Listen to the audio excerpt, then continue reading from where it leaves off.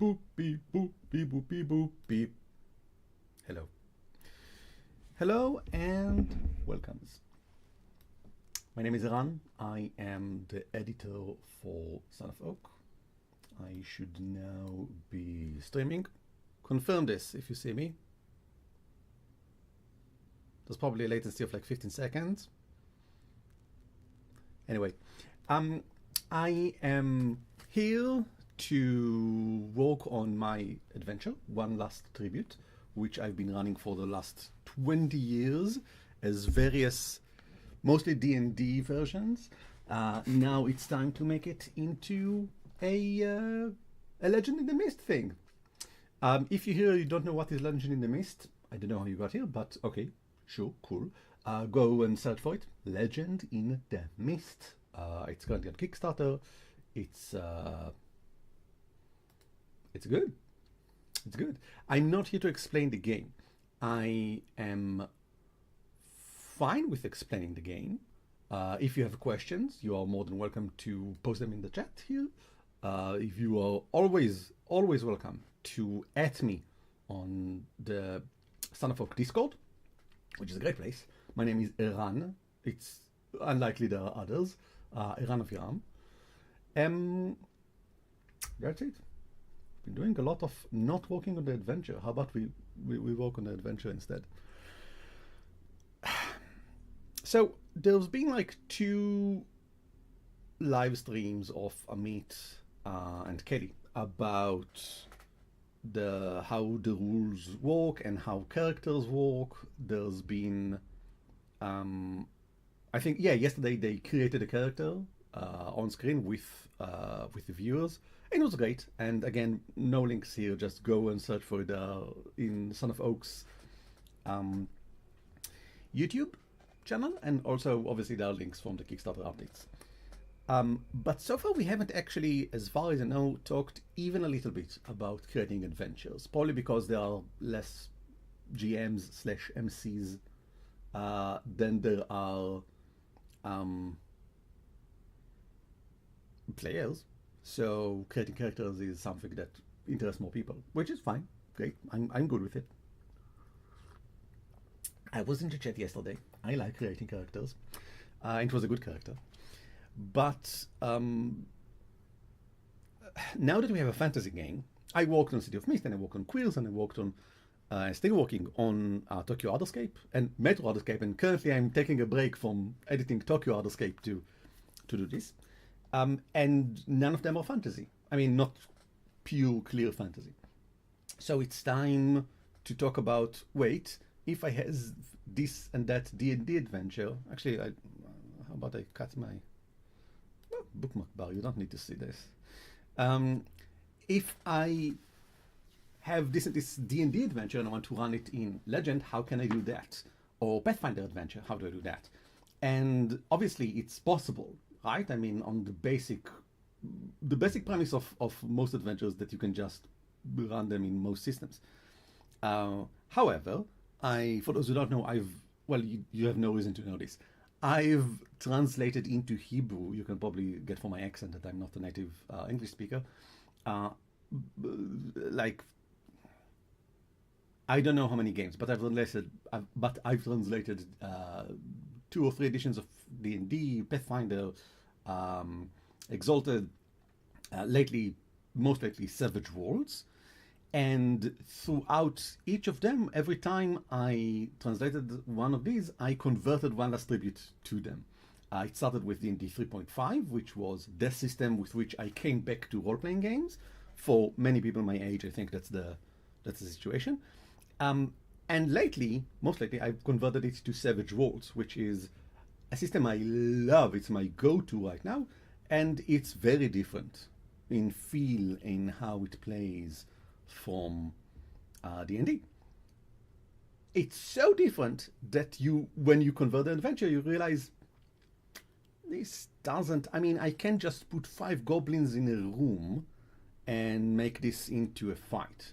Suddenly, in Savage Worlds, for example, you realize maybe this thing is better as a quick how is it called over there? A quick encounter.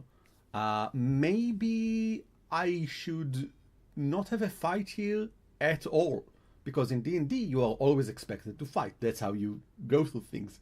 The core mechanic is for fights. I mean, there's the game, and then a battle begin, and that's when you're actually having the actual game of D&D. That's where most of the rules are. And I've nothing against it. I like D&D. But that also means that once you start translating D&D into games where fights are a thing that also happens, but we might actually better talk about action scenes or even just different types of scenes, suddenly, maybe you don't need a fight to resolve this thing.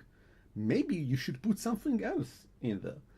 And so fights are the first thing, I think, that are completely removed. And other things are suddenly greatly elevated. I mean, not all fights are removed, right? I mean, when something is to be removed, it's probably a fight. You'll hear my clicks and everything. My microphone is very touchy, so you can probably hear this. Okay. And for example, and a good example from that's relevant to Legend, travel, journeys, going from one place to another place. In D&D, not much to say about that. I think there are like 5 pages in the DMG about that. In Savage World, it's a whole thing. You can do an interlude. You can make it into a fun interaction. A bit of something relevant. I'm also a person behind the webcomic up to 4 players, which we are currently running Crystal Heart, which is I mean, I think it's great. Go and search for up24players.com. But it's about a group of players playing in Savage Worlds in their own game, their own setting of Savage Worlds, which is called Crystal Heart, which is awesome and great and everything. And it was also successful enough that we've actually created the setting. I have 2 of these books around here. And in Crystal Heart, for example, because one of the things that I like most, and you'll see that there's a lot of interaction between how Amit Moshe from my boss, likes and enjoy his rustic fantasy and how I like fantasy as well. I really like the journey. I really like the process of getting from woo to woo, and how everything is interesting in the way along the path. What is interesting? What is interesting? Well, consequence, if we're talking in Legends. And so we created, I say we because my partner in Up to 4 Players is Aviv Or, who is an artist, a comics artist, a published comics artist, a famous published comics artist, which I'm very proud to be working with, is currently in the chat as well. And we created rules specifically for journeys, pretty robust rules for journeys, which we've then upgraded and updated in even in the next PDF. I said next PDF, in a PDF in Life of Living in Sin, which is an expansion on Crystal Heart, because that's important, that's cool, that's fun, and you can do that in Savage Worlds. You can do fun, cool things as the montage of going from one place to another. And that's also what Legendary Mist is doing. Quite a lot of, actually. So let's talk about that. Let's take chat. Exactly my issue with converting Pathfinder Adventure. Hello, Grey GN. Yes, you need to take out combats that are just there for resource drain. Resource drain is a very important. Amit talked about it yesterday. There was a talk about resources when they created the character and when they started talking about magic systems. Resources are very important, obviously. I mean, half of the feeling of gamism, of having a play with elements and stuff, is having resources, managing them, losing them, gaining them, etc., etc. We only have 2 types of resources in Legend, tags and statuses, but they are... I'm trying to think about how to explain this. Maybe we'll just go into it and we'll see later. But it's like saying that you only have integer numbers in D&D. You can only go from like 1 to a gazillion, bazillion, whatever, and you can't do 1.5. But you don't need 1.5. You only need statuses and tags. And they do everything, and they can be any sort of resource that you want to. And there was a bit of talk about magic system yesterday, but today I want to talk about adventures. So let's talk about adventure. Wonders Tribute is available in on my. Well, it's available in DM's Guild if you want to buy it now for D&D 5. I'll appreciate it. Thank you. Just search for Wonders Tribute. It's also available for free as a one-page dungeon, which is like only the dungeon, only very tightly on my itch.io page, nesk.itch.io. Wonders Tribute just over there. You can just download it. And it's an adventure that, in very vague general terms, is for starting heroes who in a remote tiny little village somewhere that handle a simple thing in a simple place in a not simple dungeon. It's actually I always claim it's a one shot. It can never be run as a one shot. It's like 2 or 3 at the least. And then I actually made it even a bit longer by adding, well, travel to make it more dramatically satisfying. And I explain how. Today, I think I have like 2 hours. I'll try to go through. I already did this first part, which you can already see here. Hey, tags and statuses. We'll talk about them a bit in a moment. But also, I think that today I'll mostly focus about the journey, the first journey called Into the Grey Bog. Actually, it's a challenge called Searching for the Triel Flowers. Let's go a bit about how this goes. The heroes are asked. It's a small tiny little village called Valley Falls, although I would like to place it inside Amit Moshe's Dales, and I think that means it should be Southern Point. I don't remember. There's a village on the map that I'm going to change it instead. It's not official or anything, right? I'm just creating an adventure. It's not like canonic, but it'll be my canon. And this village is right next to a bog, the Grey Bog. I'm British. Well, I'm in Brit. Well, I'm actually I've been here long enough. Not a citizen, but let's say I'm British. I still don't know if Grey with E is American or English. But I just do whatever. Let's see. I just do whatever I'm told by. Oh, he doesn't know. Okay, so be United States. God damn it, all of the honors. Okay, so I'll change it. All of my honors. Be United Kingdom. So it's probably going to change my Grey. No? Okay, maybe because it's a proper name, so he doesn't get concerned with that. Anyway, this village is on the edge of the bog. Many, many years ago, hundreds of years ago, this valley was the clashing point of 2 great armies fighting for nations and causes no one remembers anymore. An honorable knight fell in that battle, a leader who brought victory to his army. He was buried in an impressive mausoleum on the site of his death. The knight's grave now lies deep inside the marsh, as over the years the Grey Bog expanded and swallowed the land around it. That's the basic idea. There are no proper names here, not because I want this to be in the general, but also because, like with the rustic fantasy feel, we don't really know a lot about the world.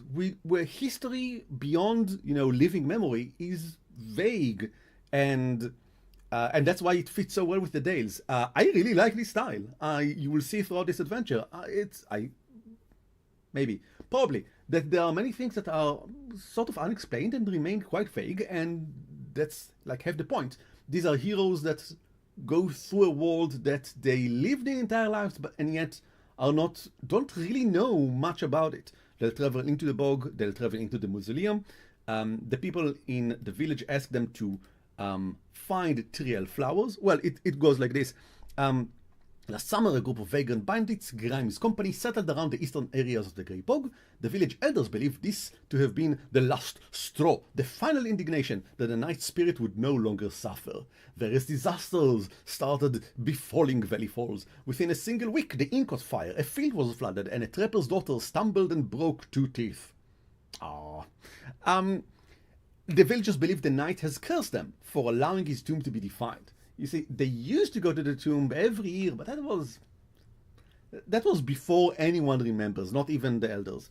So they've just sort of neglected the knight and his mausoleum and everything around it, and his spirit is angry. Um, it's sort of a vague sort of magic. It's not super duper clear.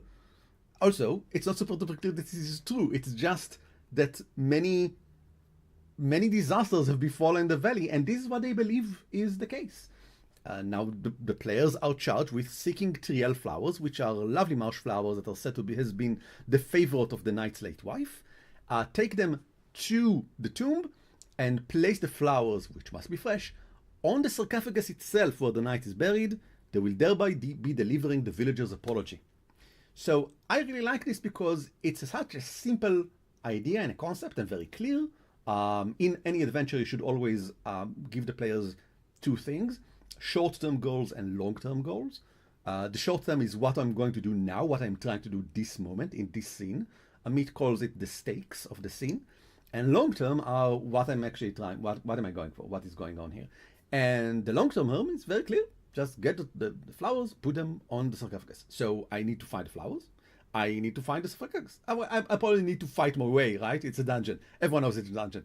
To the sarcophagus and deliver an apology. And I also like it because it feels kind and interesting, and it has a human element that an adventure like go out and find a treasure doesn't have. We need to deliver an apology. So that's cute. And now that I think about it, not only is it cute, in Legend, it can be a challenge. When in previous editions, placing the flowers was just the thing that you do at the end, and that's how you announce the adventure ends, you can make this into a challenge now. In Legend, anything emotional, humane, social, cultural can be a challenge. Because basically anything that can be described in tags, which is everything, can become a challenge. Well, not everything. Everything that is important and dramatic and has meaning to humans. All of those things can be described in tags. And that means that, for example, if you'd look, I've put them over here because then you will need to look at them. If we look at, for example, the apple picker, one of the characters, they have rascal as a theme, okay? And it has prankster and finders keepers.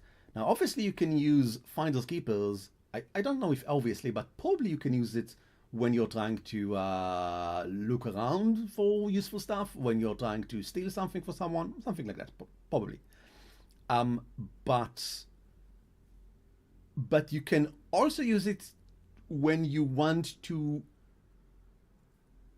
are standing on your own against someone who is trying to take away stuff from you, because it's a state of mind more than just an attribute of your character. It's something that she automatically goes to. It's something that she accepts about herself, about how to treat the world. And that means that I, as the GM, can devise a challenge that challenges this. Now, having a guard come along and demand to take from this short young rascal to take her stuff away, and because she wants to meet the mayor or something, and he comes and says, okay, so no one comes to meet the mayor with their bag or with this dirty cloak or with any weapon on you, so I'll be taking everything. And now the rascal can try to address this challenge, maybe mitigate it, maybe it's a status that is inflicted on her or the like, by using finders keepers. And well, I think that's awesome. That create a challenge with a person regarding authority and my personal stuff and what I have and what where this thing is going to go from now, and am I allowed to keep my stuff? And that means, well, that means that GMs should always look at the tags of their players when they create adventures, because that will direct them to what interests their players. But and as a person who is creating a generic thing, I have no such option. I'll have to be a bit generic as well, which makes me think that perhaps there's room at the beginning of the adventure. I'll add it here. Maybe legend adventures should begin. Maybe, sorry, that's in Hebrew. Maybe should begin with the short how to adjust to my campaign box. Which you know, every good module have something like that, but most of them talk about most of them talk about the mechanics, and I am not referring to the mechanics. Well, I sort of do, but I refer to how to adjust this to the specific themes and the specific character tropes that you have in your group. And we actually can address directly tropes. I'll add it here because we have tropes in the core book. Maybe address tropes or crew types. Well, crew types is a concept from Otherscape, but we use it in Otherscape. I won't get too deep into it, but crews in Otherscape, every group in City of Mist and in Queers and in Otherscape have a crew theme. It's a theme for the entire group. And in Otherscape, there are about 8-10 core types. I mean, you can create whatever you want, but we suggest for the rapid play, we suggest pre-made groups, and then in the adventure, at the end of the book, we explain how to pull into the adventure. It's actually called a job. Any of those groups, because the crew gives motivation for the entire group. It's what the players are here to do. What we've all decided we're here to do. So it's a great thing for GMs, knowing what the crew motivation is and then pulling on it to make the players want to be in the adventure. In One Last Tribute, it is assumed that the heroes want to do the thing because they are heroes. I ever start with local heroes and we're sort of assuming that they are, well, there's not a lot of people around who can do stuff. Look at us. We're in the Dales. Most people are farmers. You guys are brave and notable, and you want to help, and this is like just the assumption of what you are, who you are. Okay, let's talk a bit about the changes I did here. Probably the most interesting, well, one of the most interesting changes I had to do was in information. I'll get to it in a moment. But here, look at how, is it raining? Maybe.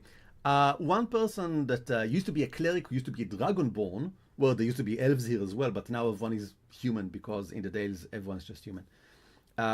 She used to hand each hero a potion of healing, and now she also does this. But what is potion of healing? Well, it's a tag, obviously, right? And you probably use it to heal. Maybe I need to explain more. Maybe I need to get into details about what sort of things it heals. I thought about it for a minute and decided, nope. The only thing I want to tell about it is that it tastes like apple cider. That's enough, because everyone knows what the potion of healing is. And it makes sense from just the tag when I can use it. I use it when I want to restore, and restore is one of the effects. That is, remove injuries, injury statuses, or maybe even a tag like corruption, or maybe I got an evil tag that I want to remove. Maybe a potion of healing can help with that. It is a consumable. Consumables, we advise, should be used by burning them always, but you don't have to, and I don't want to get into that here. I don't want to say this potion of healing must be. It's your issue in your adventure. Every group will need to decide on how magic works in their world, and if a potion of healing requires burning as a consumable magic, then it requires. If not, it's not my issue as the person who creates the adventure. My issue is with the Gem of Light. So in the original D&D 5, this used to be a Gem of Brilliance, I think. It's a magical item that creates light, and I think it can also blind. But there are no core magical items. I mean, there probably will be in the book, but currently there aren't any. And I want to still give a cool magical items to the players. I want them to have a new thing. She promised them when they bring her the text. There are also texts in the mausoleum, ancient texts that used to be of the god of life, but there are no longer gods in the Dales. So instead, they are written by the scholars of life, an order of philosopher monks who supposedly resided in this land long ago. So she gives them a gem of light. So now I explain that it's a green zeolite from which light can be coaxed with enough willpower. What does that mean? I just explained. You can create light when you use willpower. How does that translate to actually the story? What can you actually do with it? That's up to you, players. I just described what it can basically do. I think it's enough. I don't think I need to explain more than that. Most items, as you will see in Otherscape, don't have a lot more than, let's say, 20 words describing them. Because most of them are pretty straightforward. Now that I think about it, probably it's going to be a bit trickier. In Otherscape, most items are just items that we actually have in the world, while in here, in Legend, most items are going to be magical stuff. So we might need more explanation. But I think that's fine. It's not my issue. If you want to use as a player the Gem of Light to blind someone, go ahead, explain to me what you do, roll, add whatever is relevant, and try to create a big enough blinded status. If you want to use it to just light around, you don't need to roll. I'm fine with it. You have the tag. Just having the tag is a lot of time. Enough. Someone said something. Jay Brebson. I admit the only thing I am meh about with the Dales, the almost entirely human populace, but I get that because other species can lead to less rustic and more mystic, but still. Well, there are types of humans. I mean, you can say they're all humans, but there are also all humans in Crystal Heart, for example, and I think that it works very well. There are many, many types of humans. Humans are very interesting.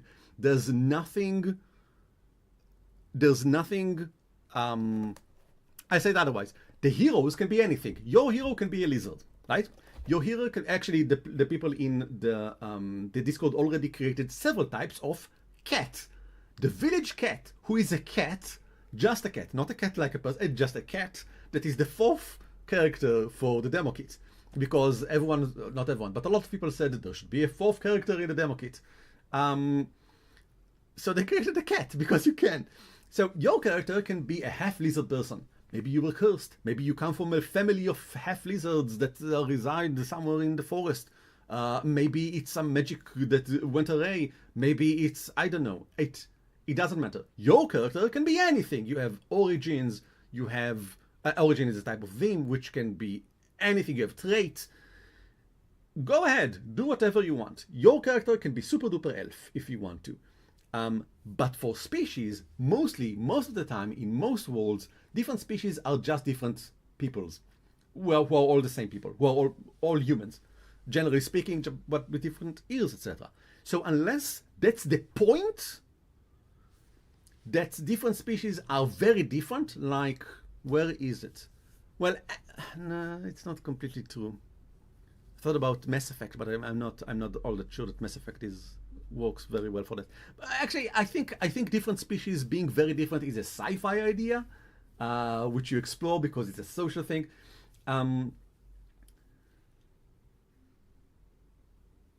Anyway, I'm here to talk about the adventure. Let's talk about the adventure. So, as I said, there was also a thing about delivering information. I getting ready to head out. Originally, this was 3 roles. Players who want to ask further information, who ask for further information, can make a roll to see what they know or ask around. This used to be a religion check, a nature check, and an arcana check. And if you passed DC 10, you got basic information. If you passed DC 15, you got better information, which is how I think most information deliveries should be. basic info and greater info, or useful enough give me enough to answer my question, and give me more and allows me to maybe do something clever and interesting later. At first I thought, does it mean do I convert Arcana check and Nature check to specific tags? That doesn't work. That doesn't work at all. So what am I talking about when I talk about an Arcana check? Well, Arcana is a big thing, and it's the answers were about how there might be magic here and there might be magic there, but I realized this absolutely does not work. We never talk about the skills that I roll in Legend. We talk about the information itself. So I change it to the topic, the Mausoleum, the Nameless Knight, and the Grey Bog. The Grey Bog wasn't part of it. There was Nature check, but Nature check, the two options there talked about the Trial Flowers and the Mausoleum. Now, I had to shift things around. I had to shift all of the information all over the place to fit the concept of topics. But that's how it works. I actually took inspiration from how I already did it in the fifth adventure, in the adventure in Metro Otherscape, the starting adventure. That's where I think I cracked the basic idea of regular success and great success. There are two ways to get information in. Well, there are two ways to do anything in Legend. You can do a quick outcome, or you can do a tracked outcome. A quick outcome is just roll the dice, get whatever it is, we do it narratively, we continue on. In here, the only options are success, great success, failure, and is there miserable failure? And mixed success, of course. Sorry. And also mixed success, where you get the consequences and success. I keep saying successes, but technically it's hit. But not here. Here I use successes instead. As someone said, yes, Neurosalamic, you should also give info on a failed roll if you must roll for info at all. You don't need to roll for info. All of these are if players ask for further information. They don't need any of this. Information, this is like basic adventure design, which I completely agree with Neuro. Information that is required to continue to the next step should always be given somehow. There should never be any lock that prevents you from getting it, like any obstacle, like a roll, which you can fail. This all is extra information. It's stuff that will help, but it is not necessary. You can just go inside and be dumb. I also had a whole paragraph about how instead of rolling all of the knowledge skills, you can roll persuasion to ask around with the villagers. But I realized that, again, we never talk about the skills. I don't know what tags they use to get this information. Maybe you already use tags. Maybe you're the apple picker, and your tags are, I go around and ask people. I use my charming. I use my inquisitive. I don't know what tags you have. But it's a completely legitimate way of getting information. Exactly like the, what's her name? The wise one, who just have, I know stuff, I've been around. I think I've been around is one of her tags. And she can just use those. She doesn't need to ask anyone. But as a GM, I don't really care. I care a little bit. But I care a little bit. Some villagers might know the details given on regular success, but now none know those requiring a great success. That is something I want the MC to know. I want the MC to, however they decide to resolve this, if they are, the villagers are not not a good source of information. They're a fine source of information, but much like the PCs themselves, no one in the village knows much about what is happening in the village, inside the mausoleum, inside the bog. This should be known to the players. I don't say it directly, but I don't think that this is. I imagine that the MC would say this to the players. And then I hope the players will say something. Let's assume they don't have a wise one in the group. They are all social animals and they only walk around and ask. That's the only way they do know stuff. I hope. Now to think about it, okay, I don't need to hope. I should give directions. They still want a great success, the players, but they don't know how to get it. They can do it by asking the villagers. I hope something interesting comes up of it. Maybe they say, okay, then I want to ask permission to search the histories in the archives. I didn't say there are archives in the village, but probably there are. Or maybe I sit down with the elders and I ask them various questions over 2 hours to try and understand and figure out from what they're saying what might be true. Okay, go ahead, go for it. Awesome, great. We've just created a new interesting bit in the story. But for the MC to know that this is an option, I should give her a nudge so she is open to the idea. Because I imagine MC is saying, I imagine MC is not even telling this to the players. The players just roll, and the MC just gives them the regular successes, because it says here that none of the villagers know the great can give the great success, and the MC doesn't care.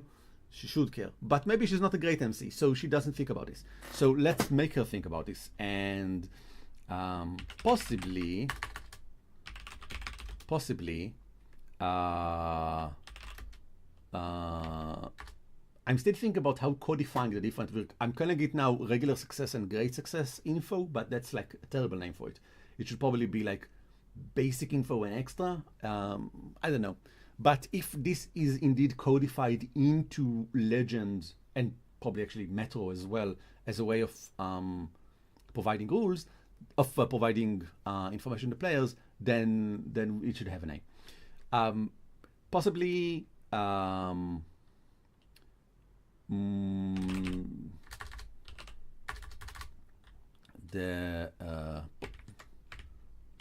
now no those requiring great success.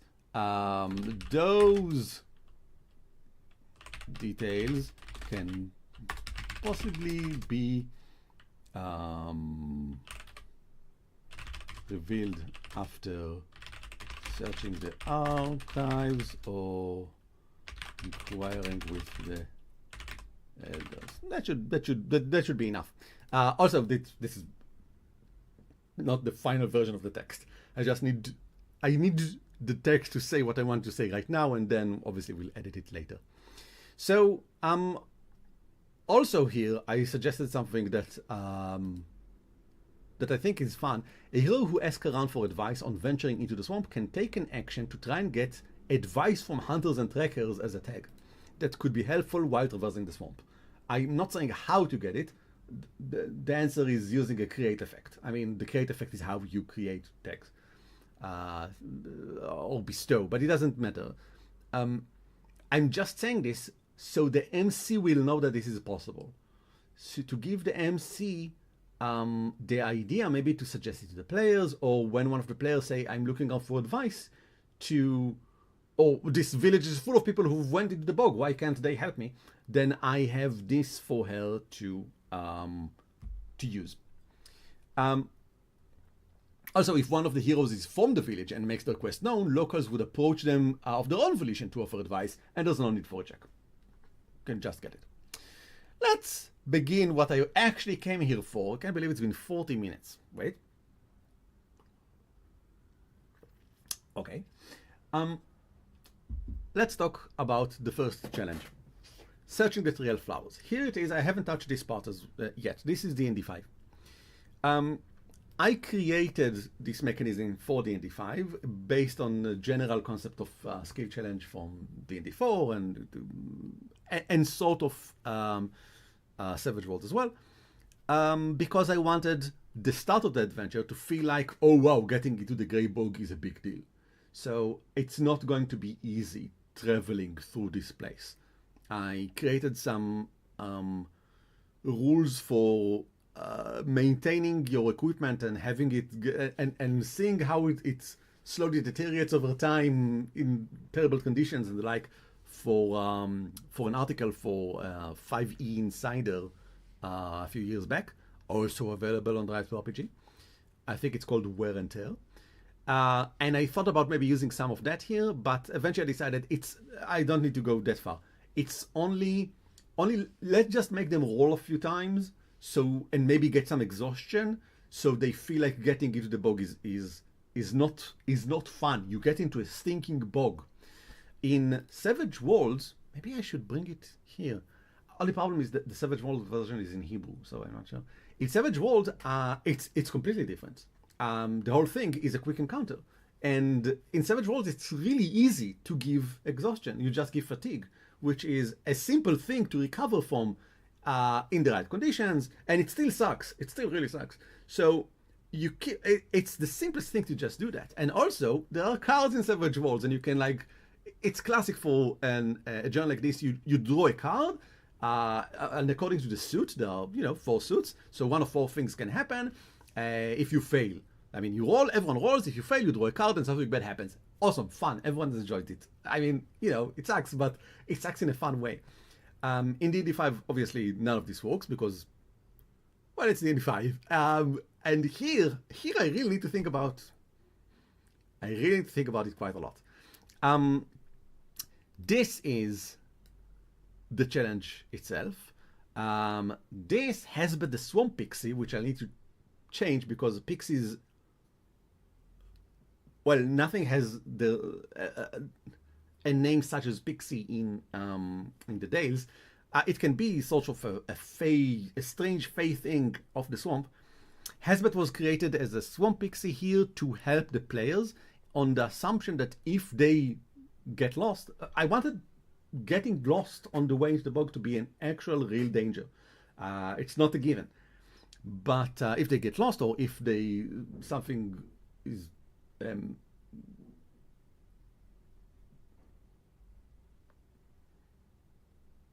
it's not rain. I don't know what it is. You can't hear it probably. If they get lost or something troubling is happening, then Hazbet is there to help them. But it's a fun interaction because Hazbet is a swamp pixie, and so I think it's a he. Yeah. He is into he speaks a bit nasal voice with a gloomy smile, and here's his quote: "Pretty flowers, aren't they? Soon to die, like everyone, like everything, because swamp pixies are a downer." And so it'll be fun to get lost, right? It'll still be fun because you get to meet Hazbet, and Hazbet helps you, sort of, to get to the mausoleum. But then there's a goblin encounter at the entrance to the mausoleum, and Hazbet is probably not going to help you, I don't know, maintain silence or approach stealthily or whatever, because it sucks. There's a second part of this challenge, traveling to the mausoleum. Sorry, there's actually a third part. I remind you that the point of getting to the mausoleum is to arrive with the trial flowers. You need the flowers to place them, and they need to be fresh. So it is advised that you go search for the trial flowers first, and then you arrive to the mausoleum, and you place the flowers, and everything is fine. So I split it into 2 parts. I think that in the D&D 3 and D&D 4 version, it was even 3 parts. Arriving to the flowers, searching for the flowers, and then continuing from the flowers back. Because searching for the flowers is tricky, because they look exactly like bog nettles. And so there's a chance that you pick the wrong one. And probably in Savage Worlds it's something fun, and here it's basically picking the right flowers. Trial flowers have a noticeable purple crown. The problem is the poison bog nettle has a very similar crown. A hero who is about to pick some random purple flower must make a DC 10 intelligence investigation check to notice that there are actually 2 different types. Picking flower blindly gives a 50% chance to pick the wrong one. To get here, you need to make, where is it? No, it's probably not here. Okay. You by the way, you know this if you asked in the village. So in the video, we tell you that there's a danger that real flowers, they look exactly like bog nettle, so you might be more careful. You might use gloves. I don't know. Again, not my problem. You had a chance to get information. I had something else I want to say, but I think it's time we should start the work itself. So let's push everything down. Let's assume, and I might be wrong about this, as I said before, I thought that you can just convert the knowledge checks, but we couldn't. We had to reshape everything. Let's assume for now that searching for the real flowers is its own challenge, like it is here, and later traveling to the mausoleum will be its own challenge as well. Let's see how challenge look like in this game. I mean, I know, but you know what I mean. Like, I am looking for a travel challenge. Challenges come in many types. There are challenges that are victims, challenges that are attackers, blockers, tempters, a countdown challenges to something terrible happening, and traversal challenge, which is moving from a place to another place. I think maybe there aren't any here. Probably there's no. Right. There's no big travel in the adventure. Let's see. Just to make sure, I'll simply search for the name. Is there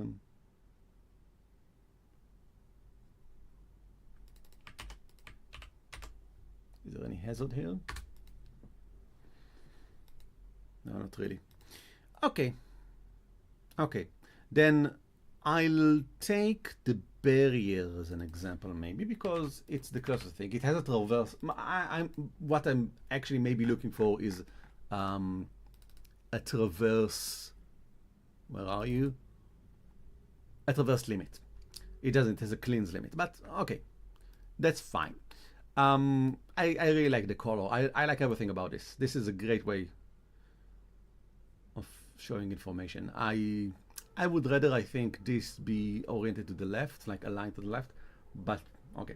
So challenges in this game are basically made of 5 parts. Description, which is very important because it gives context and it gives sometimes additional useful information for other ways to interact with a challenge. A challenge is always something that is trying to make life harder for the PCs. Now, it could be that it's, for example, a trader, and the trader keeps deep secrets, and you need to take the secret after somehow to convince the trader to tell you the secret, or maybe sell the secret. But also the trader can sell you stuff. Good, fun, great stuff, maybe. I don't know. That's not part of the challenge. That's maybe listed in the challenge, but it'll be listed in the description. It's not. These are not NPCs from D&D. These are not character stat blocks for Pathfinder or even Savage Worlds, where all of those systems assume, in a simulationist way, that a person is just all of these things. And if a person has the ability to sell you something good, then you will see a skill of like negotiation, and they have their items of, I don't know, this and this and this as their items, etc. This is not how we approach things at all. And it's a big change. It's a change that I, as an editor, find myself keep pushing through as all of our writers keep writing good stuff into challenges. And they shouldn't. We are getting into the same head right now, right? But good stuff is not at the bottom. It's always at the top of a challenge. Everything below the word limits is bad stuff. All of it is just making life difficult for you in some way. So limits are when the challenge gets a status that is at least this high of this type, the challenge is overcome, which can mean different things for different challenges, of course. But in our situation, we're going to let's actually already put it because that's very clear. Let's start a new one here, searching for the real flowers. A new one. Why? Why is it heading? No, don't be heading. Be normal text. Limit actually, you don't write limits like this. You write them like this. Let's be a good editor.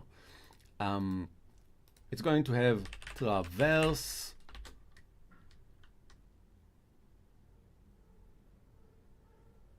two. Traverse is the kind of status that the PCs need to create. How? Again, not my problem. It is never my problem. Unless it's something really weird. Like, for example, if it will be banish in a world with no fantasy, and it has something like perform banish ritual or something, the players will ask how to perform a banish ritual. But if all of the players are, I don't know, Ghostbusters, then I don't need to explain. Traverse is just traversing the swamp. You tell me what you roll. You tell me what stacks you use. The only thing I tell you here is that you need to create the effect of advance.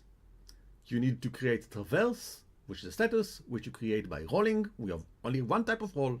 You use any tag that you can do. Maybe the wise one can't really help. Maybe she can. Maybe she can navigate. And she explains, I'm going to use this tag of I know the area and this tag of great sense of direction, and I'm going to roll, and I'm going to create with the power that I had from the roll, a traverse 1, traverse 2, good for me. Maybe she doesn't have any of these, and she can instead provide useful advice to a friend. Like maybe the person leading this way is some sort of a ranger.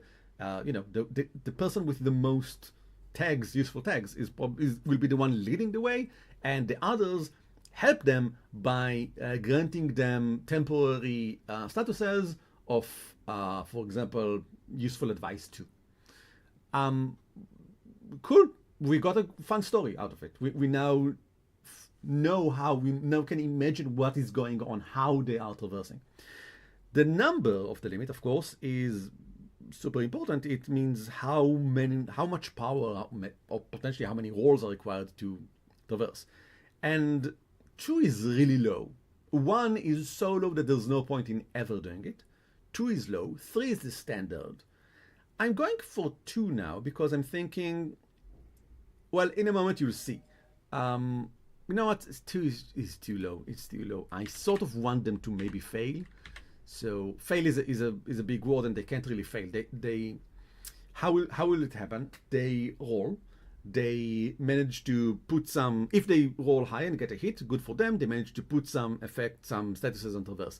But if they didn't roll high or don't have enough power tags, then they got mixed success, mixed hit, or a miss, and that means they got consequences. So traversing is, you will eventually get there. It's not a big deal getting 3, especially with our new status rules. It's actually pretty easy. The question is how many consequences you'll get until then. And what will happen to us as we travel in the bog? That's actually the question. And that's a fair question to ask. I want there to be at least 1. So traverse 3 is probably best. Let's go back to the challenge. There are no other limits here. There's nothing else going on in this journey that requires tracking.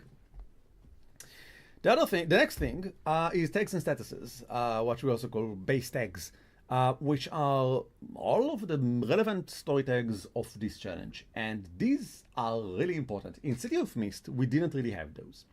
We only had sometimes, well, it became quite common for to have a special move, a custom move that says when this danger enters the scene, it gains this and this and this.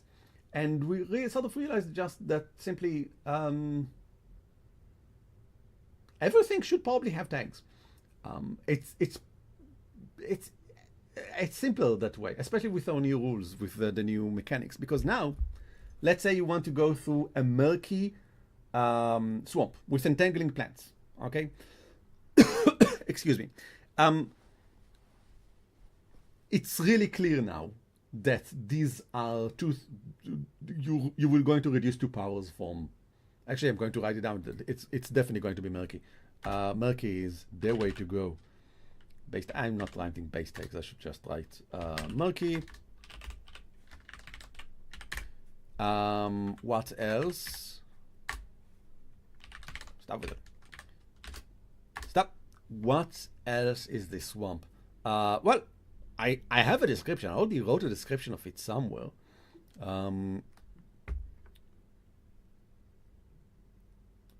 Let's see. Not here. Why did I write a description for it? Because one of the fun things about creating new challenges, or even just coming on the spot with new elements of a challenge, is that descriptions become tags, because tags are descriptions. So if you find somewhere that it says that the gray bog, let's search for the word great bog and see what other words exist around them. Gray bog, gray bog, gray bog. Okay, right at the edge of the vast great bog, you find a small village of... No, that's not the thing at all.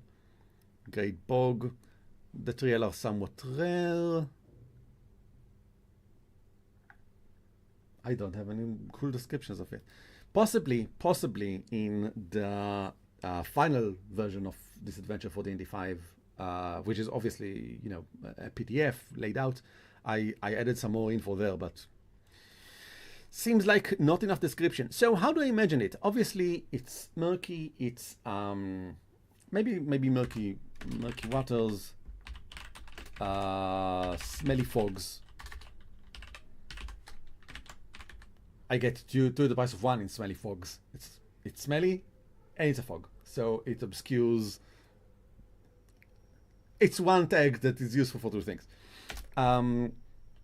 And let's say rotten,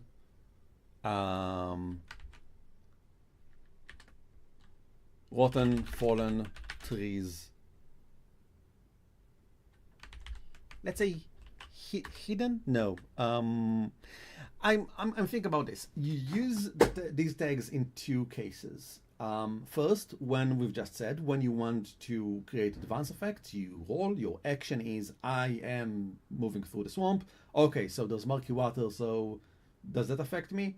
Murky water probably doesn't really affect traverse. Actually, it could be. If I make it into not just murky water, but let's change it into treacherous. That's not how you write treacherous. Welcome to my life. I don't know how to write English. I'm an editor. Treacherous.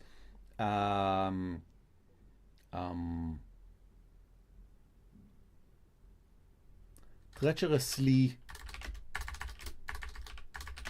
deep. How would you say? Let's say pools, but I feel like pool is too much. I'm looking for something more like a puddle. Let's say puddle. Let's just say puddle. Especially deep puddles. Okay, so this affects traverse, obviously. Smelly fogs, definitely. Rotten fallen trees do not. But I'm thinking that the other time when you roll is when you are trying to mitigate consequences. We've talked about, not here, but before, that there are 3.5 steps in the basic cycle of the game. There's establish, the MC establish the scene, then there's an action, the player say what they want to do, and then there's the consequences, possibly, quite probably, with something bad happening to the PC, and then there's mitigation. Mitigation is when, immediately after the consequences, you're trying to prevent them from happening to you, from doing bad, evil stuff. So during mitigation, text and you roll, and text and statuses again come into play. And this is where, for example, heavy shields come into play. There are very few actions, interesting, good, relevant questions you can do with a heavy shield. But protecting yourself with heavy shields is almost always relevant. So what we will do here is, I'm thinking, when there are consequences, I want, and I'm going to list consequences in a moment, I want to make it harder for the players to be able to, I want to make the mitigation trickier. So let's say, for example, that there are rotten fallen trees for you to stumble on. Yeah, that works. That works for now. Obviously, I'll have to come back later and rework these. There are no statuses here. Statuses are, you might have seen also that there are no statuses here in these decks and statuses, because statuses are transient conditions. And I can potentially put something like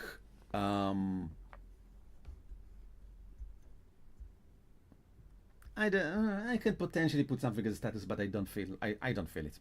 I'm also not putting anything for day or night because I don't know at what time they're going to do it. And Smelly Fog's already obscure sight. I'll assume that if it's night, the MC will think about adding, because that's what they do. Sorry, a thing happened here. That's what she's supposed to do. She's supposed to integrate new stuff into the game. So again, not my problem. Next are specials. We don't have currently any specials here. In the Pond in the Tower doesn't have specials, and our challenge doesn't have any specials. Specials should be rare. They are awesome. They are great. They are unique. They are amazing. And at least half of the time, they are better expressed as anything else. They can just become text. They can just become threat of consequences if you think about them a bit differently. And they can ruin the challenge if they're done wrong. So be careful about them. I gave such a warning in Metal. I hope people will take it to heart. So threat and consequences. Threat and consequences almost always come in pairs. For example, here, a companion who dived in will run out of air soon. That's the threat. That's what the MC says that is going to happen. You've dived in, you're going to run out of air soon. What do you do? And then you take an action. And then if you get a miss or a mixed hit, or if you just ignored it, if your action had nothing to do with it, then the MC is completely in her right to activate the consequence and says the companion who dived in begins to drown one. So, which just means you gain drown one. This is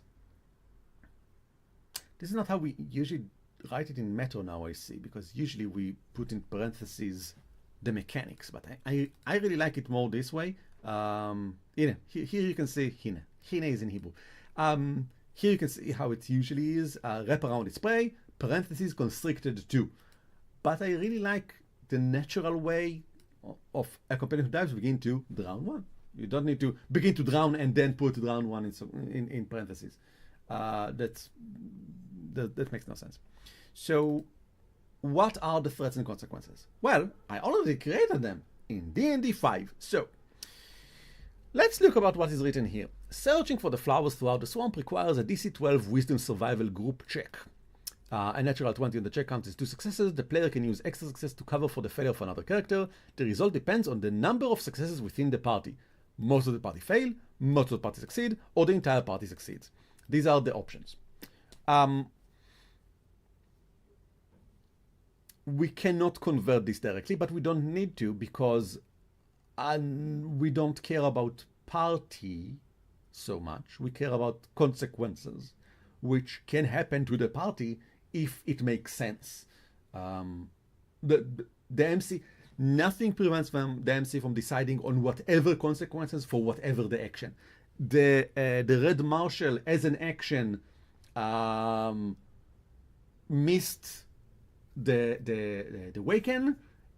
As a consequence, you would say, so the Waken hits back. No, as a consequence, the Waken screams and everyone takes Terrified 3. That definitely can happen. Nothing prevents the MC from, being dramatic and interesting and doing interesting dramatic stuff. My role as the creator of the adventure is to tell her what I advise her to do.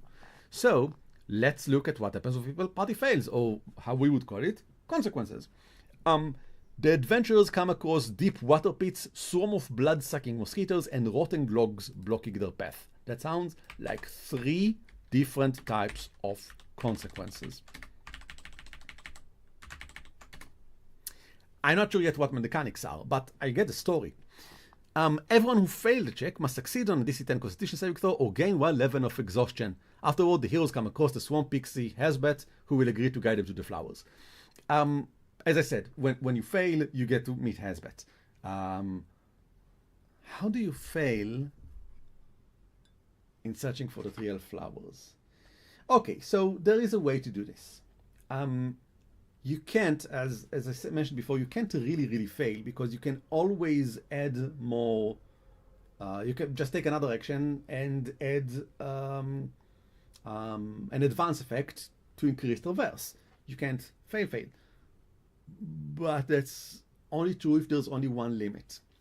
If there's another limit, the other limit can you're running against the clock. If the other limit is reached first, then you fail. If, for example, getting lost 3, let's say, is which the MC can inflict the consequence, you fail. Rotten logs block your path. Getting lost increases by 2. She can say traverses decreases by 1, but she can also say getting lost increases by 2, and that's she can also say both, right? But she should say only one. And if we have getting lost 3, then you meet Hesbet. Should we do that? I don't know. I'm not sure. Hesbet must be here. There must be a way to meet them, potentially by failing. That is, what is failing in? It's getting lost. I think the more I speak about it, the more I'm thinking we have getting lost 3. I'm kind of liking this. Okay, so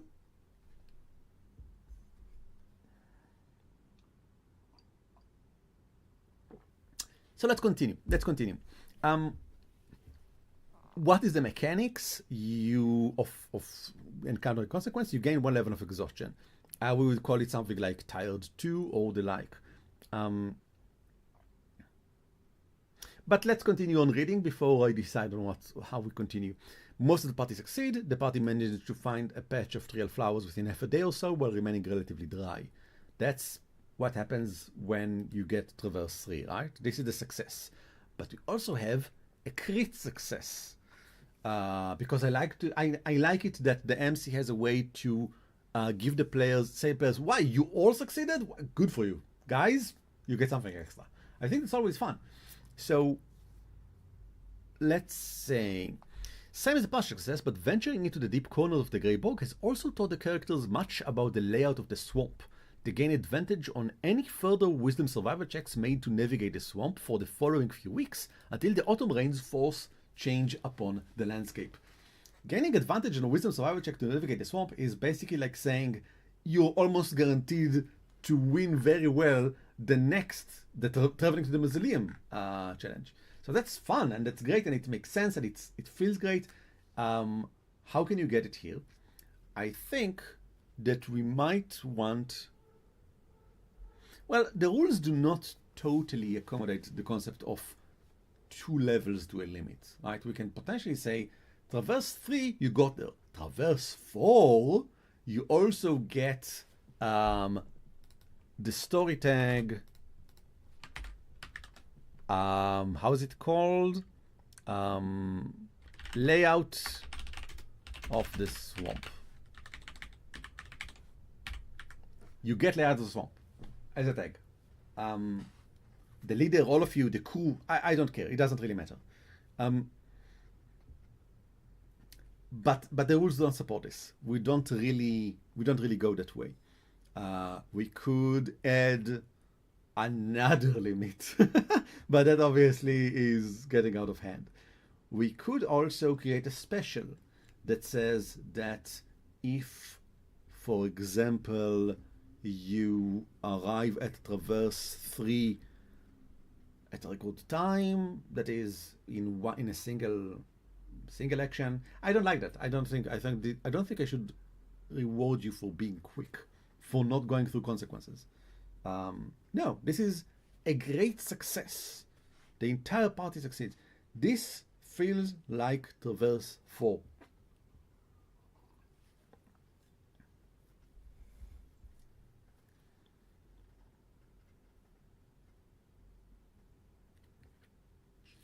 The issue is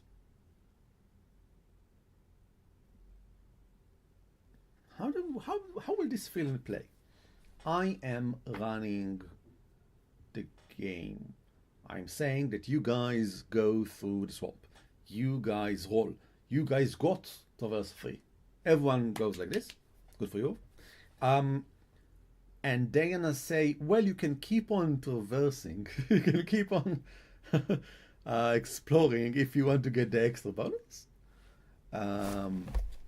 That's not how it felt in D&D. In D&D, just by everyone succeeding. So maybe we do the same thing. Everyone. It's about a group thing. It's about a group thing. Maybe we say that if every person in the group participated, that is at least one action from every player, from every PC, then once you traverse, you get let out of the swamp. And that way, we created an engagement. We made sure that everyone feel like they're in here together doing this. And we know who gets let out of the swamp. The crew gets let out of the swamp. The crew team gets it. I think I like it. Now, as I said, good things do not appear in... It's not a special. Good things appear in the description. They appear above. So basically here. So let's go... if every...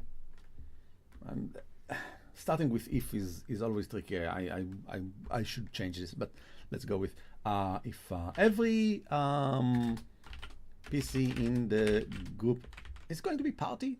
I don't know, party group. It's not going to be crew. I'm sure about that. Fellowship. Let's go with group. If every PC in the group had at least one action during the journey, I can just copy it. Venturing into the deep grey bogs and copy paste. Then venturing into the deep corner of the grey bog has taught them much about the layout of the swamp. The crew theme, group theme gains layout of the swamp. Again, let's tell the MC until when. For the following few weeks. You don't get it for following few weeks, but again, editing later. Until the autumn rains are forced change upon the landscape. That's not how you should write it in general, but that's the basic idea. Okay. We got it, I think. Any questions so far? No? Okay, guys. If you have questions, ask me. I know I talk a lot, but that's life. Life is me talking a lot. So let's return to the threats and consequences. There aren't a lot, but they don't have to be a lot.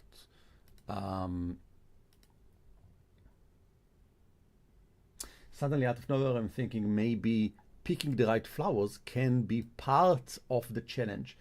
But I think I would prefer keeping it as its own thing after the challenge. The challenge is searching for them, and then finding them is a different thing.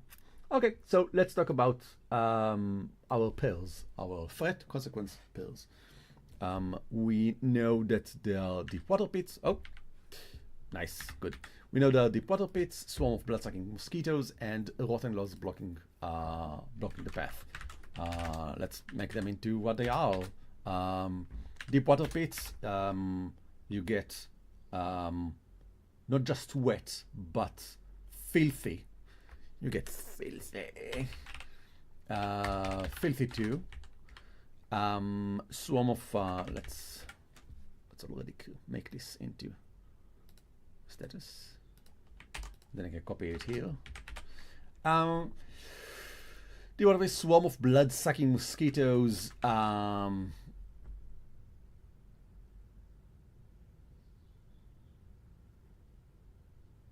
I want more than itchy. I want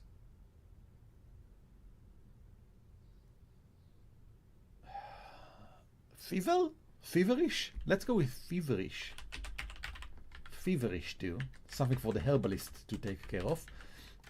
Because when I think about the status, I'm always thinking, and you should too, about how to recover from it. What is the fun? It doesn't have to be a difficult thing. Recovering from filthy is not difficult. Recovering from feverish might also not be difficult with the right tags, but it always demands two things. It demands the right tags, and it demands an action. So recovering, or like a lot of time to pass, sure, but they're in the middle of the bog, so there's not a lot of time. So to recover from filthy, someone will need to explain what they're doing and roll for it, probably. To restore, remove the, use the restore effect to remove the filthy. And that is fun. Every roll is fun because you have to explain what you're doing and connect it to the text and connect it to the story. And that's why we like it when you recover from your statuses. It's not HP. Statuses are not HP. Statuses are bits of story that already happened and are now waiting to happen again once you remove them. And in the meantime, they create more stories because they, by being filthy, what does that affect? Well, it will probably affect your conversation with Hezbet. It will be positive for your conversation with Hezbet, which is fun and surprising, and that's great, and I love it. Maybe filthy affects the fact that you are smelly. I didn't say smelly; I said filthy. But if the goblins below, which can't be goblins because there aren't goblins in this world, I turn them into bandits. But if the bandits below have some giant rats, which they do, not exactly rats, but they have something like that, maybe that can smell your filthiness. So it's going to be more difficult to sneak past them. Actually, I should write this down. The monsters below can smell your filthiness. Let's add it here so I won't forget. Giant rats can smell from afar. I don't really need to explain much more than that because, well, maybe they'll have like a tag of tag keen smell. Okay, sure, why not? That's probably more than enough. No, that's probably exactly enough. it's not more than enough. It's the right amount. This is exactly the right amount. Let's continue. I'm checking how much time I have. I'm super duper fine. What about the rotten logs blocking the path? That's I think really easy. Remove one tier from traverse or add one to getting lost. That's exactly what it is.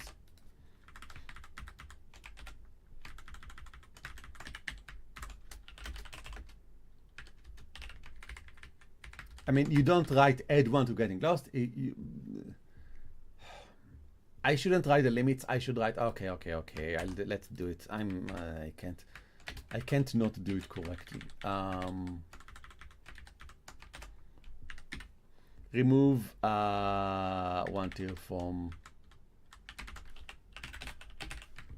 verse or add getting lost one. And now we sort of told everything we have to tell, I think, about the types of consequences that can happen here. You move around the bog, and everything sucks. So, can the rotten falling trees? Let's go back to the tags and make sure they make sense. Can the rotten falling trees indeed make it more difficult to mitigate? I mean, I think so. The deep, hidden, fall into a hidden water pit. Can I say water pit? Sure, you fall into a hidden water pit. Well, a rotten fallen tree is going to make it tricky. Maybe I should rephrase it somewhere, but for now it works because I get it right now before editing. Some of black desert mosquitoes descend upon a PC falls. Rotten logs are blocking the path. Okay, these are all consequences. Now they need threats. And that's the order, by the way. I mean, most of the time, usually, most of the time, you will write consequences and then go back to write the threats. Sometimes you'll do the other way around, but only when it's really, really super duper obvious. Like, take out the gun.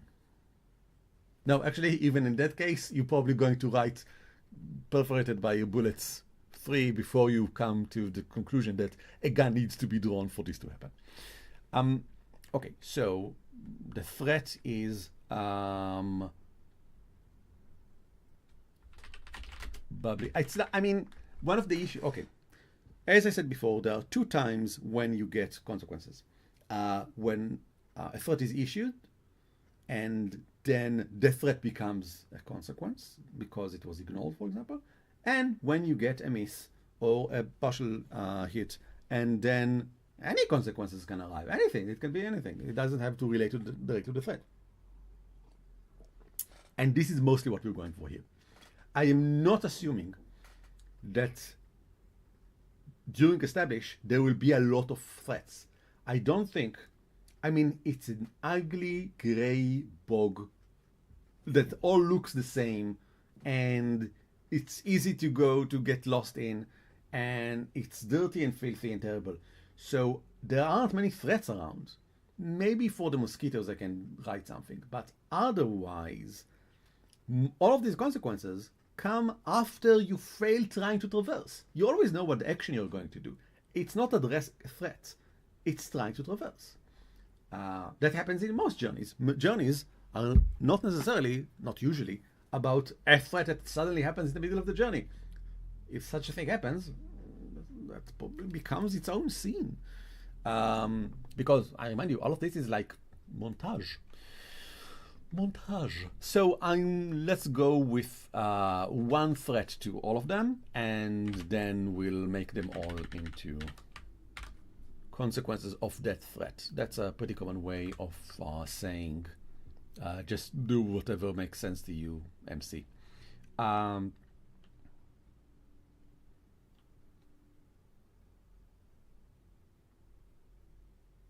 only can I think of anything, I'm seriously starting to consider maybe there are no threats. Maybe these are consequences only. Let's go with it. I need to talk about this with Amit, but because we haven't really written any journeys yet, I'm starting to think that maybe, well, let's write it for myself. Maybe journey challenges don't really have threats. Okay. This makes sense to me. Let's continue. Hesbet the Pixie. Okay.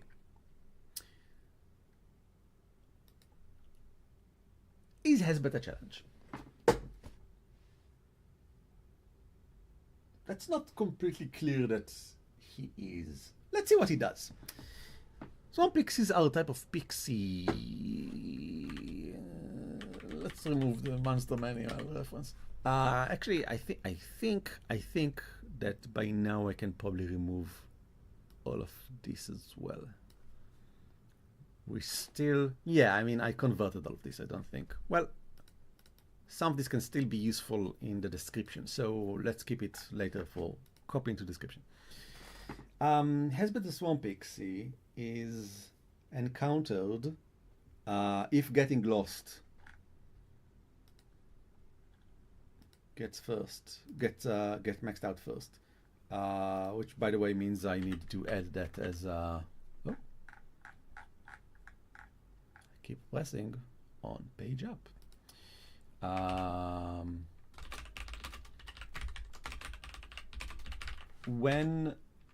When a challenge has a limit that is not completely clear what it's doing, or it has its own unique rules of what it's doing, it appears underneath the limits with its own special. Getting lost, the group is I have no idea where they ended up, and meet Hesbet. Technically speaking, it says introduce Hesbet, because because challenges are introduced or presented. It doesn't matter. Okay, it matters a little. Okay, it doesn't matter all that much. Hesbet the Swamp Pixie. Swamp pixies are a type of pixie who lack their cousin's curiosity and playfulness. As fake creatures of rot and decay, they have a somber outlook on nature, even a bit morbid at times. They see beauty and purpose in the natural decomposition of things, and while they're usually neutral good, like their pixie brethren, their unique aesthetic views sometimes drive them to appreciate the destructive works of evil beings in a way that makes their cousins look at them with a worried eye. Give them a worried look is how... Look at them with worried eyes is Hebrew.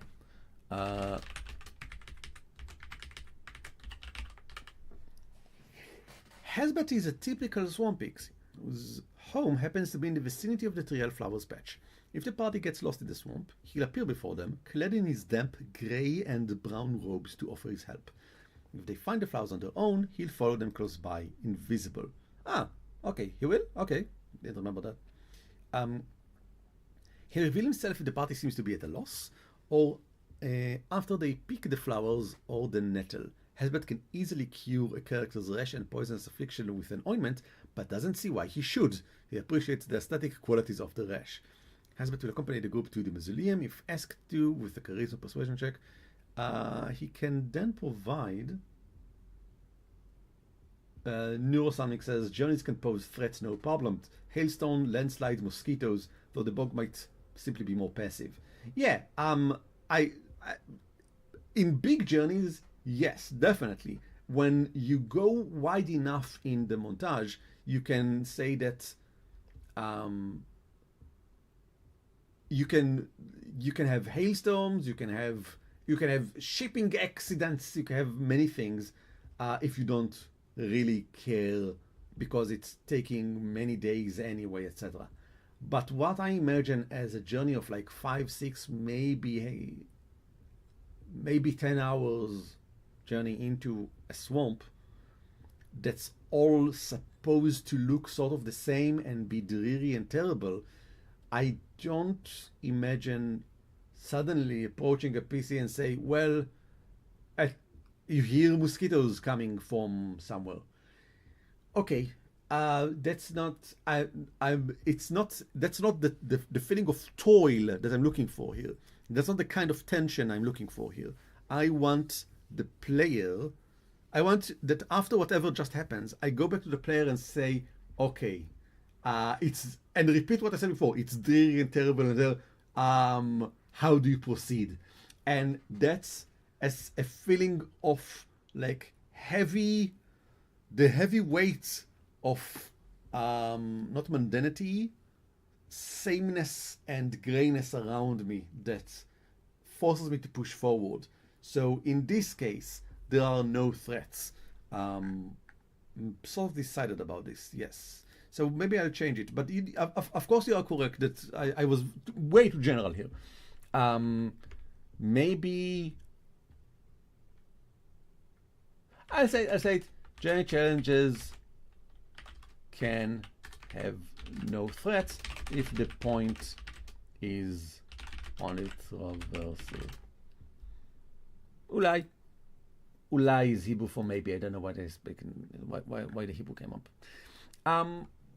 Okay, something like that, I think. Okay, let's go back to Hesbet. Hesbet. So, is he a challenge? Apparently, yes. He can be persuaded, he can provide you with ointment, and he doesn't want to do any of them. So he's a kind of, not necessarily a barrier, but he's tricky. Let's look at someone close. Not very close, but a bit close. Sorrowbalm is a adaptation challenge, which we are not going to use. This is not the change challenge, but close enough. There are some interesting things about her. First of all, her health limit is 1, but she has a special, which should be written below, but we put it here for ease of layout. Someone cannot be killed if hurt, or if she thinks the competition are a waste of time, she vanishes without a trace. This can happen as an interjection, which means it can just happen. She's way more magical than the people around her are able to contend with. So she has mostly statuses, which makes sense, and her threats and consequences are mostly about tempting, possibly making someone sleeping, and then marking them, which is creepy, and then leaving. Let's keep you open, but let's take the basic idea.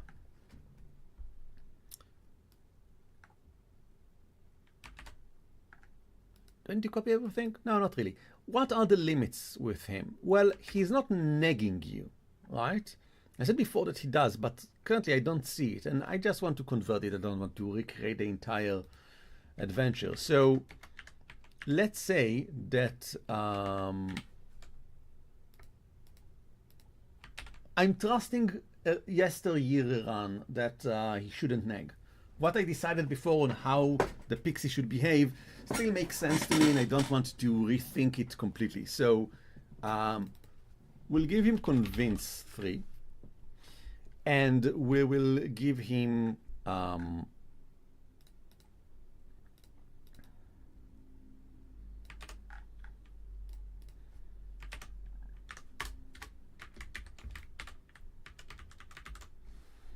what status can we give him regarding his outlook on life? Morbid? I think that morbid. Yes, he's definitely morbid 3. What that might be enough. That might be enough. If they and again, this is the sort of thing that is not necessarily immediately terrible and horrible.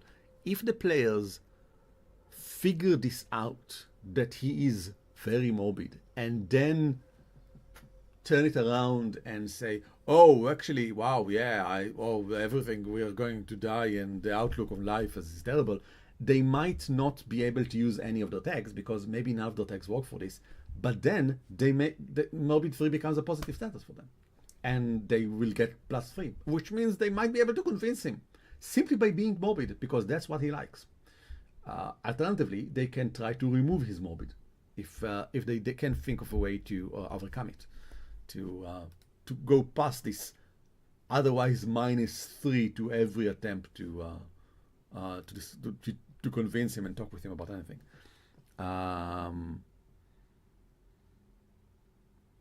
Maybe fatalistic is even better than morbid here.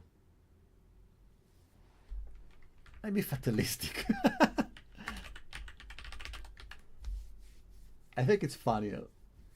And he's here to be funny. Again, he's not a big challenge that needs to be overcome in some complicated way. That challenges are just a thing that create a fun story for a moment. Or they can be fun things that create a story for an entire scene. That as well. So we'll have Convince 3. I don't think he'll have anything else. If convinced, let's put it here because we sort of already know it. If convinced, he can provide an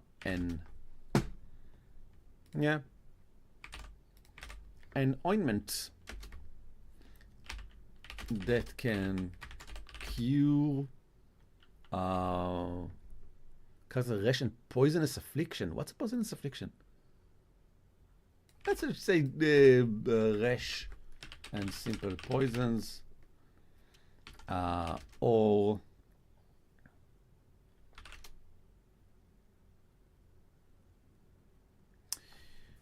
complete the group to the mausoleum if asked to, or accompany the group to the mausoleum.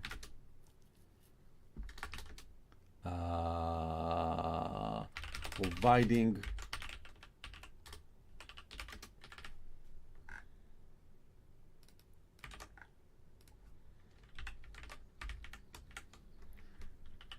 pixie guidance. Well, I don't want it to be a pixie. It needs to be something else. it really should be something else in the Dales. I don't know what. What is small and stinky and flying and fatalistic and has ointments? Maybe it doesn't have an ointment. Maybe it's a magical touch. I don't want magic. No, no, no. The less magic, the better.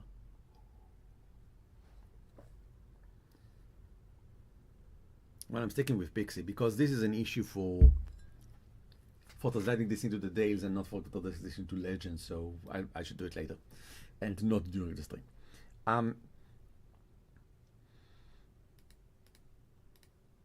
Okay. Here's some tags like invisible. Tags come before. Invisible is a pretty good tag, I think.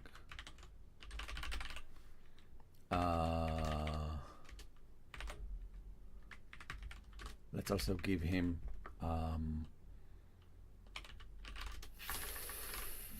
flying tiny flying thing, which again is give me two things, gives both tiny and flying. What consequences can he inflict? Oh, I mean, you know pixies. I mean, not it's not a pixie, but is going to inflict spread. Again, I need to change it, but spread pixie dust, which create. I'm tempted to go with City of Mist Obliviated. Obliviated is what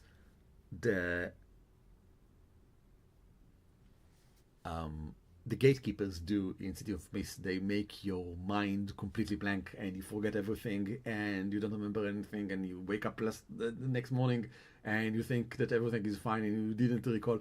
And I'm tempted to go that direction, but that might be too much. So it's still you don't mess with Hasbet. So I'll give him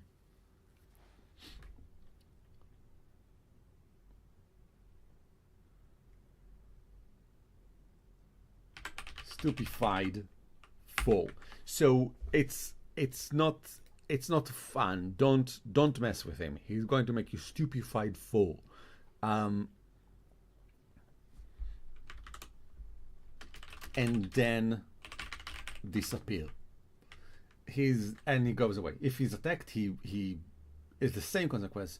He spreads pixie dust and then disappear. So technically speaking, it's spread pixie dust and disappears, stupefied 4, and deny them something they want. That's one of our 4 narrative consequences, which are escalate the scene, present a new challenge, deny them something they want, and the 4th one is tricky. We'll need to see. In Otherscape, it's the future gets bleaker.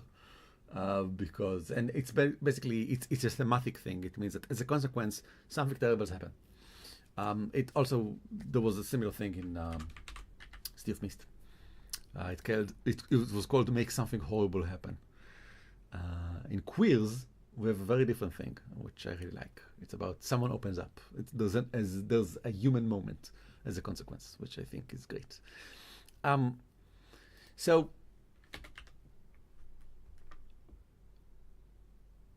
The threat for this is going to be give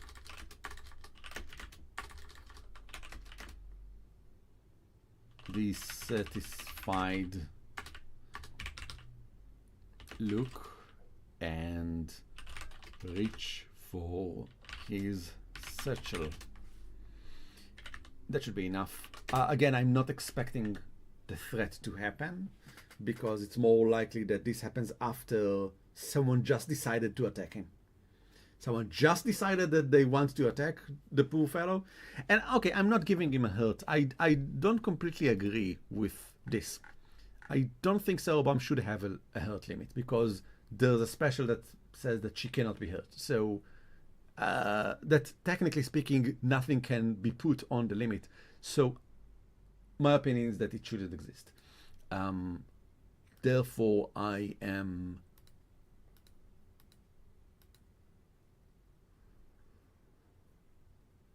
therefore I guess I'll give him, because he can be, I don't recommend it, but nothing prevents it from happening, I think. Hurt 3. Well, he should actually have hurt 1. Is a very small thing. But he is invisible, and he's a tiny little thing. And you know what? Let's give him another thing to make it even harder to hit him. Let's give him fleeting, which is something that Sauerbaum has as well, which I see as, it's really hard to hit this dude. He just keeps floating on. Goes like this. Okay.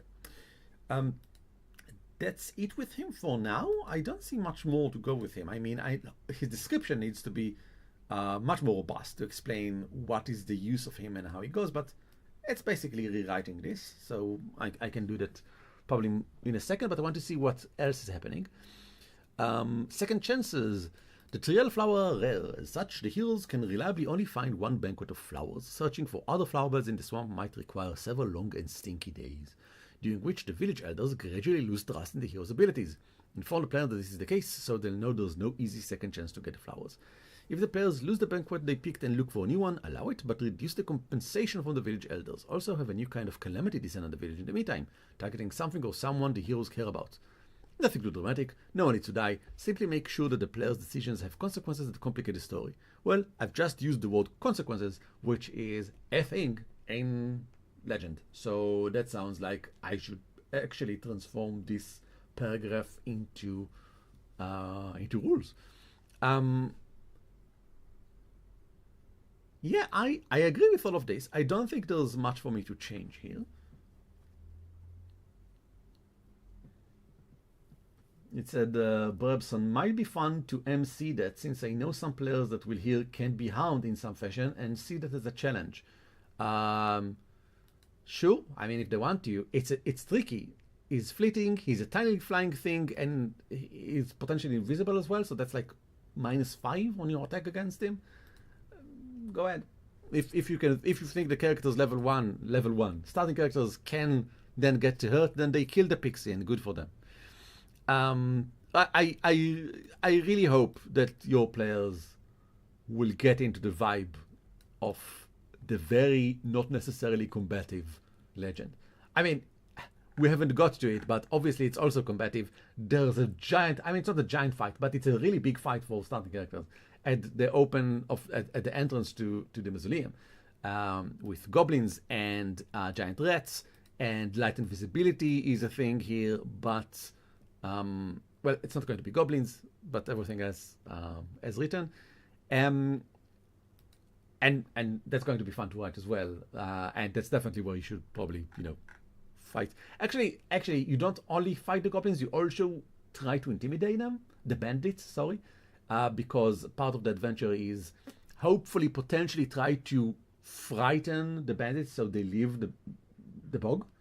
But that means that you need to at least give some of them the opportunity to survive, and also give them intimidated as status.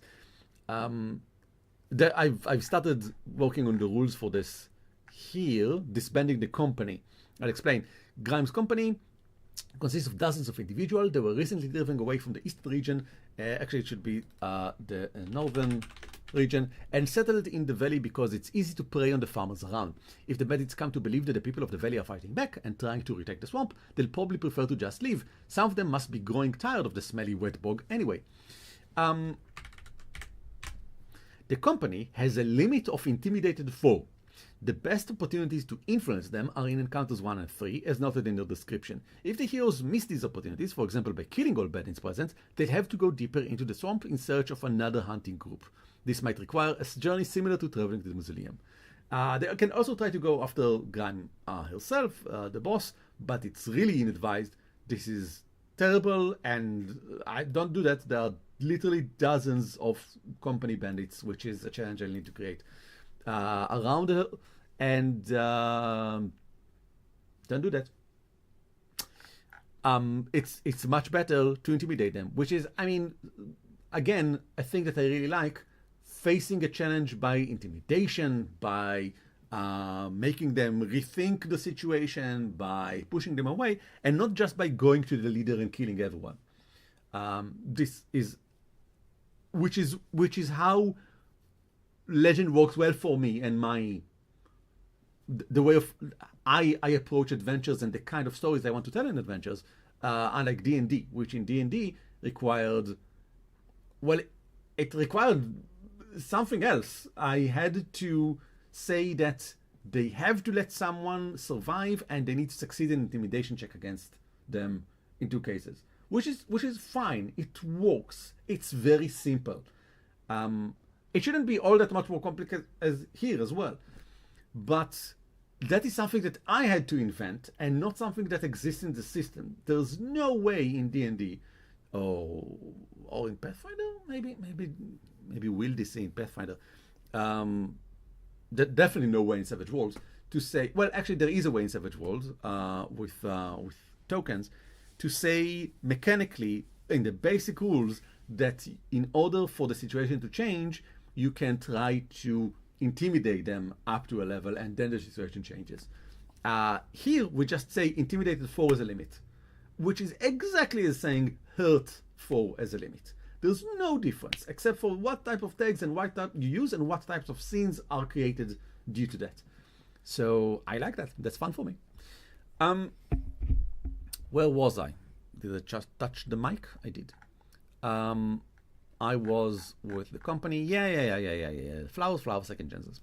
If the players lose the banquet, they pick it up for a new one. Allow it, but reduce the compensation for the village elders. Also have a new kind of calamity. So, is this a threat? Is this a threat? Searching for other players during which the elders inform the players that this is the case. Is this a threat? Am I presenting a threat that they then need to act upon? I would say that technically, yes, only it is not. The problem is, threat consequence spells are supposed to exist within the same time frame, the same cycle. Threat, action, the consequence to the threats. Generally speaking, you can present a threat and then not act upon it in the consequences. You can present a threat and it just hangs there.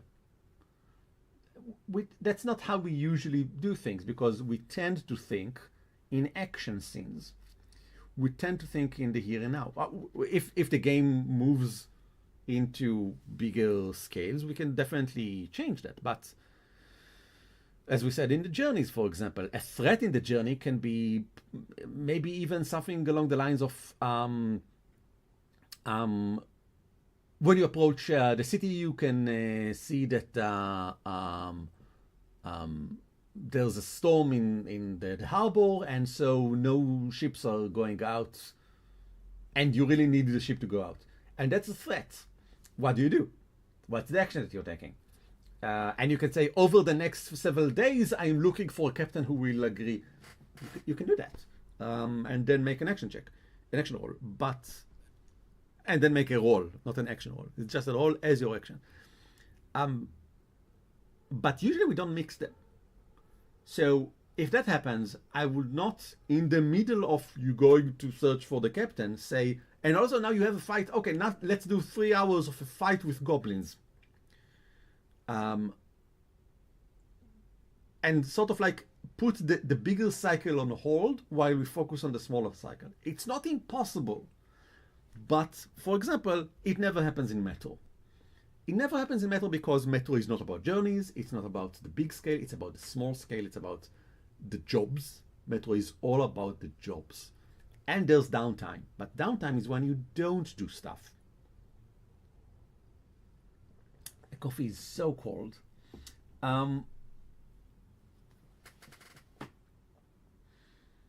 So is this a threat?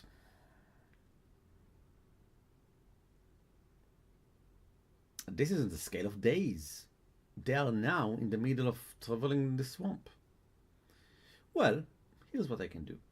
I can take this and put all of this, instead of here, in the middle of the swamp, where tension-wise, it doesn't really work. We met Hezbet, or we didn't. We got the flowers. We definitely got the flowers. It's not a matter of how, it's a matter of how we got the flowers, not if. And now we're going to travel to the mausoleum. I don't need to talk about second chances now. This is not the time. But it should appear somewhere.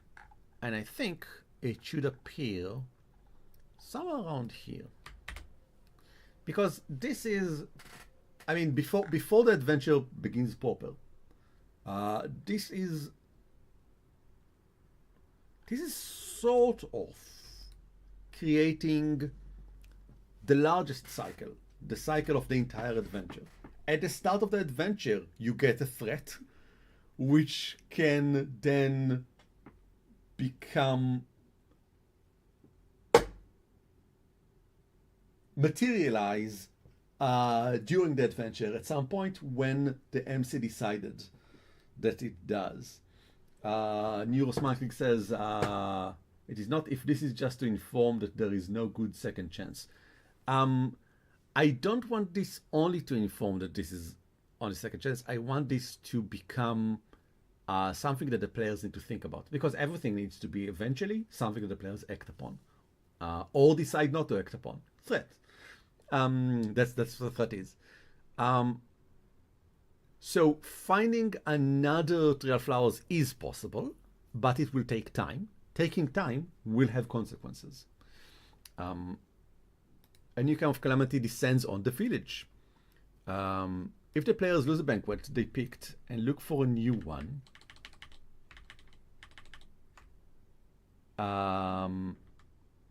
allow it by reduced compensation, that's not what we're going for.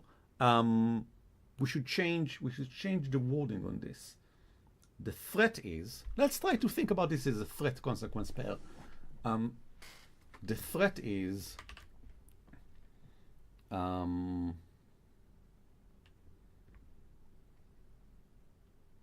things get worse as time passes. It's basically the threat of time, I think. And if this threat comes to fruition, Neuro suggests lost trust status. Could be, but not all effects, not all consequences need to be effects. They can also be, in this case, for example, a new calamity descends on the village. And here I will put the make something horrible happen. Let's make, that's the name of it from City of Mist, which is not how it should work, but we don't have a name for it yet here, so we'll go with this, which is enough for the players. Someone lost an eye because they took time. Another barn got burned or something because they took their time. Someone's dog got killed because they took their time. It's terrible. I don't even need to add targeting something or someone the heroes care about, because make something horrible happen by default goes there. Hey. I haven't added reduced compensation from the elders. I don't know if I need to. Neo asks, how about if they don't see results, the unprepared villagers set out on the quest themselves? I mean, maybe, but I don't feel like that's something that I care about in the adventure. With the implication that they would have a worse time than the heroes. That is interesting. Now you bought me. Now I say to myself, okay, let's add something like, let's look at Willow here. Let's add a Willow, a charge, a challenge that is all about being in a difficult situation and having to be rescued from it. I love these challenges. We don't have enough of them in City of Mist. Hopefully we have more of them here. We don't have a lot of them in Metro as well, because I mean, sometimes that can happen, but most of the time, someone tries to shoot at you. In here, it's it's great. I mean, look at her. She's so crispy. Hurt one. The only thing, nothing protects her. She only has petrified one, which only makes it harder for her possibly to get assistance because she's so worried that even if I'm trying to help her, she's not taking it. And here are her threats and consequences. She comes under attack as a threat, and then as a consequence is injured or worse, which gives everyone guilty for. Or when she tries to escape, stumble over stones as she flees because she can't just escape. She stumbles over stones.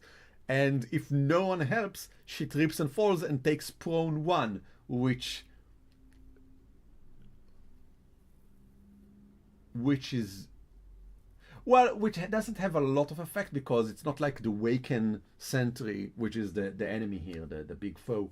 The Waken Sentry doesn't care about her status because it doesn't technically attack, it doesn't roll, so it doesn't add her prone to anything.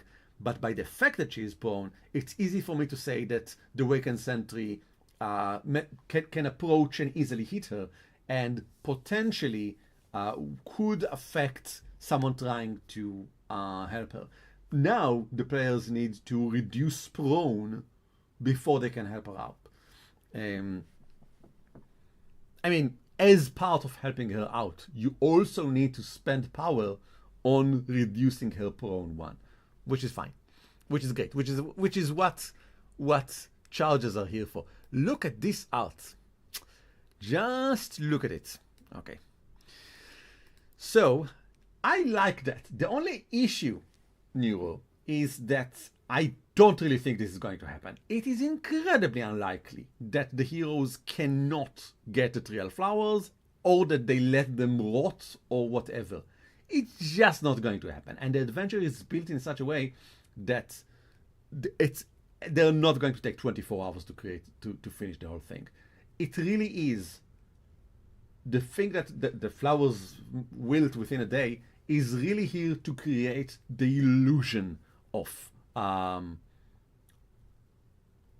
time limit, of an alarm going to set off, only to push them forward, to make them go get the banquet and then get into the mausoleum instead, and then explore the mausoleum and finish it, instead of, for example, getting to the mausoleum, exploring some of it, returning to the village to rest, returning to the mausoleum, explore some of it, return to the village to rest, return to the mausoleum, clear it, go get the banquet, go back to the mausoleum, which is what we would do in the real world, but it is not what a fun adventure feels like.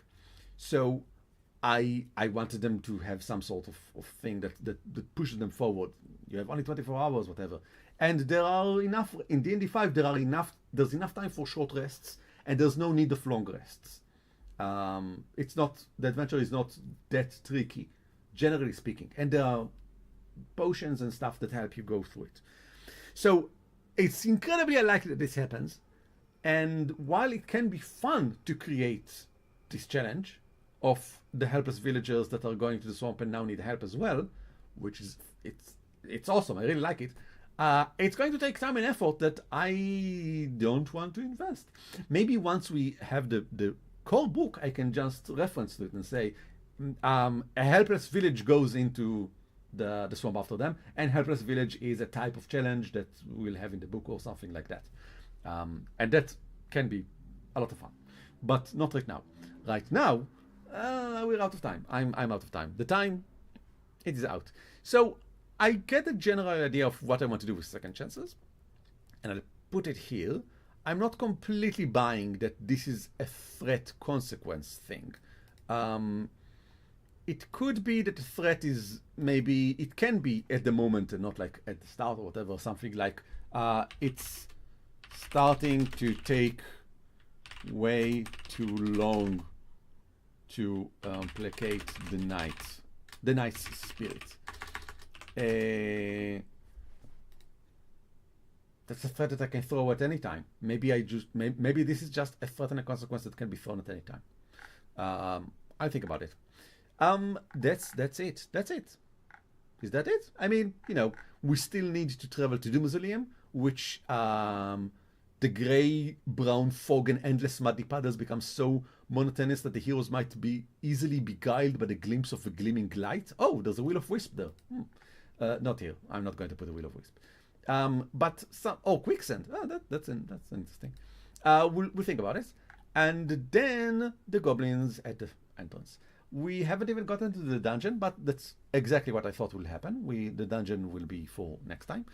The dungeon map is available in the places what I said before, and an ESK at each .io, and also in the adventure, and also I think, no, these are only parts of, yes, we are looking only at little bit of the map. The map was drawn by Aviv Or. It was, I think, 15 years ago now. Still using it. Talk about squeezing every last drop of, I'm not sure I paid her. I hope I did. And that's it. Last time, you know what? Next time, if we do next time, please tell me if you think this was great and awesome and useful. And if so, we will do next time. And next time, I'll probably address, well, probably not the goblins. I don't want to say that this is a simple thing. It's not completely simple. The whole point of this fight is not to be just a fight. There are some interactions going on. But what I really want to do, what has been interesting to me, is the flooded corridor, which is an interesting bit. It's a fun scene where several moving pieces go together, and I won't get into too much details. You can read it on the screen now, I think, how it basically goes, with the most funnest thing happening over here. When in the middle of the fight, the flooded corridor all get drained into, all of the water get drained into a door that opens. And everyone gets tossed around and everything. And it's fun. It's also a bit tricky to do in D&D 5. It required, look at how much text it required. And I'm not sure how it's going to happen in Legend. Shouldn't be too difficult. Probably just a type of consequence. But when is it triggered? What is the limit? We'll need to think about it. Because there are several types of creatures here as well. There are these ferns, which are strange spreaders, which are sort of creatures, and violet fungi, which in my original version were not violent fungi, and I will return them to be a not violent fungi. That's it. Thank you. Please inform me what you think, and if you think that this is interesting to you and you would like to see more, here in the comments, here in the chat, or always Blue Sky, let's say Twitter as well, and the Discord, most of all, City of Mist Discord. Go there. It's a very fun place where people are nice and kind. They are. Thank you, guys, and have a lovely, fun time. Go support the Kickstarter. Bye.